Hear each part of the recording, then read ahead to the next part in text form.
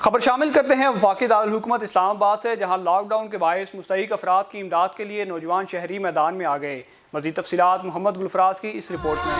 مجھے انسانیت کی خدمت کرنی ہے، مجھے انسانیت کی خدمت کرنی ہے، مجھے عیدی کرونا وائرس جیسی مہلک بیماری کے باعث کاروبار تباہ ہو چکے ہیں، جس وجہ سے بہت سارے خاندانوں کے گھر کا چولہا ٹھنڈا پڑ گیا ہے۔ اسی صورتحال میں مستحق خاندانوں کی مالی مدد کے لیے اسلام آباد کے نوجوان شہری بھی میدان میں آ گئے۔ نوجوان شہریوں نے اپنی مدد آپ کے تحت متاثرہ مستحق خاندانوں میں سینیٹائزر، ماسک، گلوز اور راشن کی تقسیم کا عمل شروع کر دیا ہے۔ نوجوان شہری اسد رضا نے پاک 47 ٹی وی سے گفتگو کے دوران بتایا کہ ہم روزانہ کی بنیاد پر تقریباً 100 کے قریب مستحق خاندانوں میں راشن تقسیم کر رہے ہیں۔ ہماری کوشش ہے کہ زیادہ سے زیادہ مستحق غریب خاندانوں تک یہ راشن پہنچا سکے۔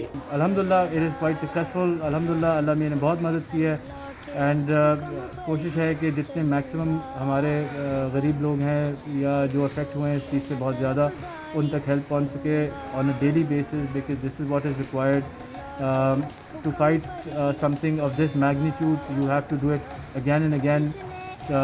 ایک آدھی دفعہ میں یہ کام ہمارا نہیں چلے گا، so we're on the road, so everybody else, so all of you can stay home and we can get the food across and everything across to the people. غرباء کے لیے درد دل رکھنے والے اسد رضا جیسے نوجوان شہری بلا شبہ اس مشکل صورتحال میں مستحق خاندانوں کے لیے اپنا کردار ادا کر رہے ہیں، لیکن حکومت کو بھی چاہیے کہ مستحق خاندانوں کی مالی مدد کے لیے منصفانہ تقسیم کے عمل کو یقینی بنائے تاکہ کسی غریب کے گھر کا چولہا ٹھنڈا نہ پڑے۔ ساتھی رپورٹر خرم شہزاد کے ساتھ محمد گلفراز، پاک 47 ٹی وی، اسلام آباد۔